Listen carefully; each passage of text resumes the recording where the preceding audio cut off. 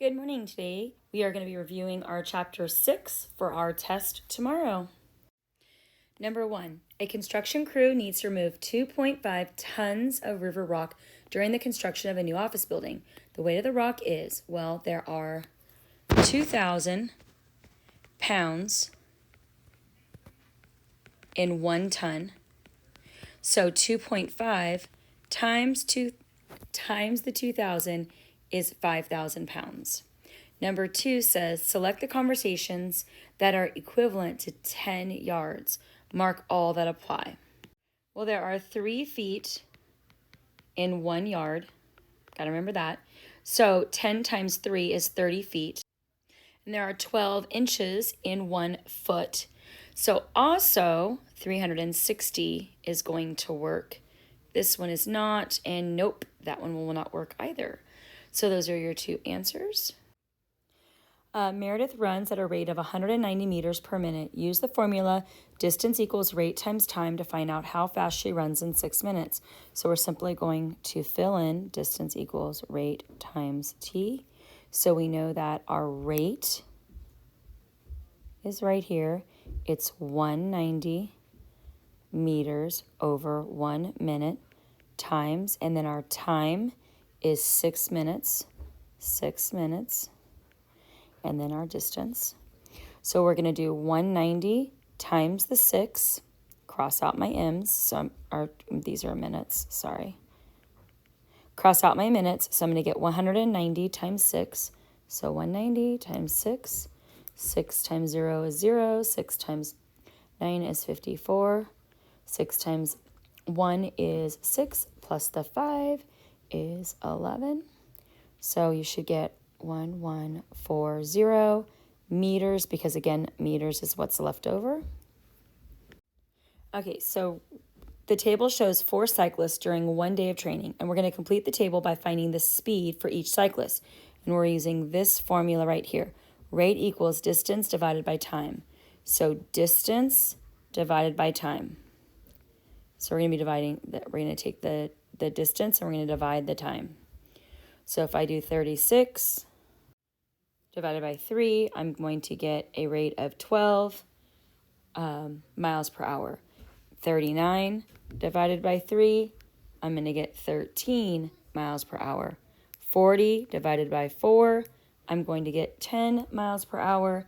And 22 divided by 2, I'm going to get 11 miles per hour. All right, for these numbers, we're going to see if they are less than, greater than, or equal to. So 5 kilometers is 5,000 meters. Well, 1,000 meters in 1 kilometer, 5 of them is going to be 5,000 meters. So that is, in fact, equal. 254 centiliters and 25.4 centiliters. Centiliters is smaller number than liters, because remember when you look on that little chart that we had where you were moving the decimal over one way or the other. So this is going to be less than. Okay, so looking at kilograms and grams, there are 1,000 grams in 1 kilogram. So 6 kilograms is 6,000 grams. So this is definitely going to be greater than. Number 6, a recipe calls for 16 fluid ounces of light whipping cream. If Anthony has 1 pint of whipping cream in his refrigerator, does he have enough for the recipe? Explain your answer using numbers and words. Well, there are 16 ounces in 1 pint, so yes, he has enough. For numbers 7A through 7D, we're going to choose again, less than, greater than, or equal to. So in this one, we're comparing feet to yards, and remember that there are 3 feet in 1 yard. So 43 feet and 15 yards, 15 times 3 is 45. So this is 45 feet. Basically, I have to kind of match them together to compare. Obviously, 45 is going to be greater than 43. Over here, pints and quarts. There are 2 pints, and you just need to refer to your chart, and you can use that on your test. 2 pints to every quart. And so I can multiply the quarts by 2, and I would get 10 pints. I could also divide this by 2, and I'd get 5 quarts. So it is equal. Next is 5 tons and 5,000 pounds. Well, it's 1 ton equals 2,000 pounds. So 5 of them is going to be 5 times 2,000, which is 10,000 pounds. 10,000 is definitely much bigger than 5,000, so this side's going to be greater. Over here we have 6 miles and 600 yards.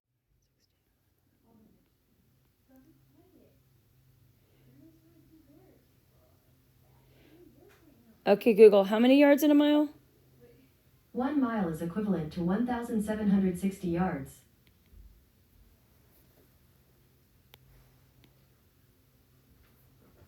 So for the next one, there's 1,760 yards in 1 mile.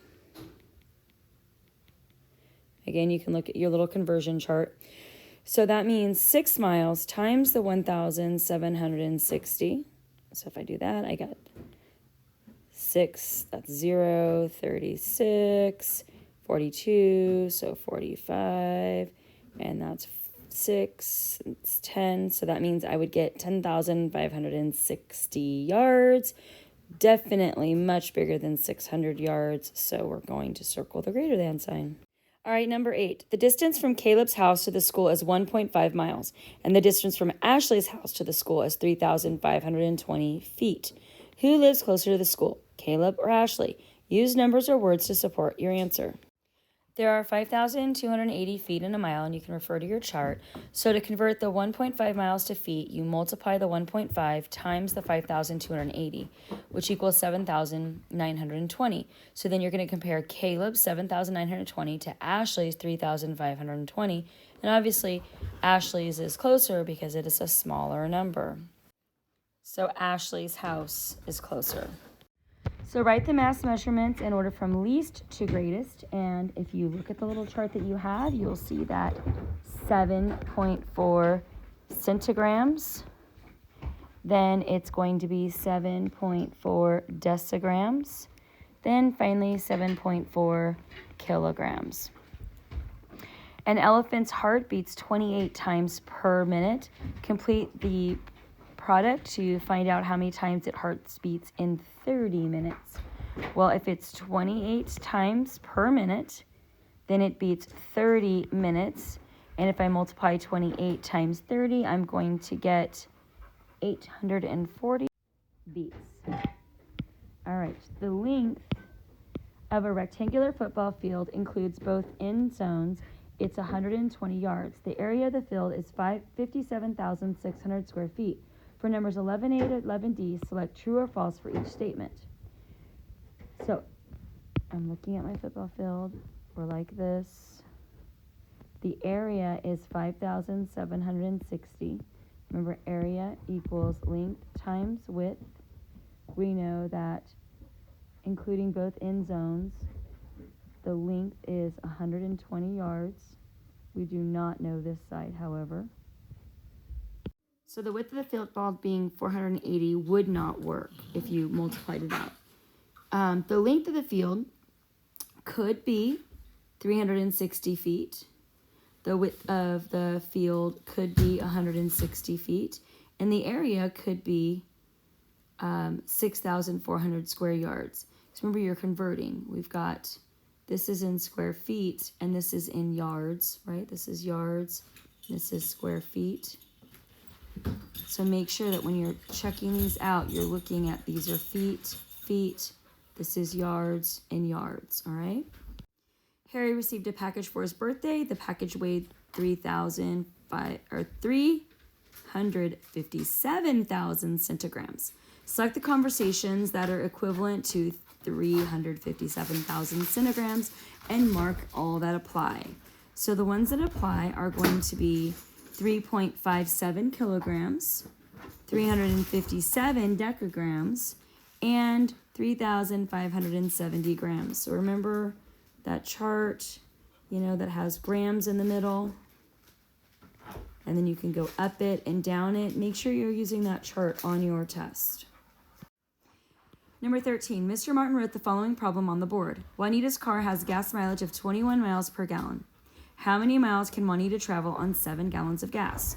So Alex used the expression 21 miles over 1 gallon, but then he put a 1 up here in 7 gallons to find the answer. Explain his mistake. So he switched the second problem.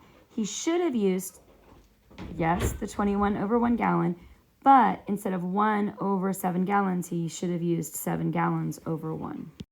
So the next one says Mrs. Chan filled his son's wading pool with 20 gallons of water. There are 4 quarts, and you can see that on your chart, in 1 gallon. 1 gallon. So if I take the 20 gallons and I multiply it times 4 for the quarts, I'm going to get 80, because 4 times 20 is 80. So the answer is 80 quarts. Nadia has a can of vegetables with a mass of 411 grams. Write the equivalent conversions in the correct boxes. So using the chart and moving a decimal over, 0.411 would be kilograms, hectograms would be 4.11, and decagrams would be 41.1.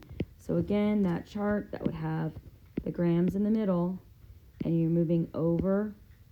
That is what I'm using to do this. Steve is driving 440 miles to visit Grand Canyon. He drives at an average rate of 55 miles per hour. Explain how you can find the amount of time it will take Steve to get to the Grand Canyon. For finding time, you're going to use the formula time equals distance divided by rate. So my formula is T. My distance was 440 miles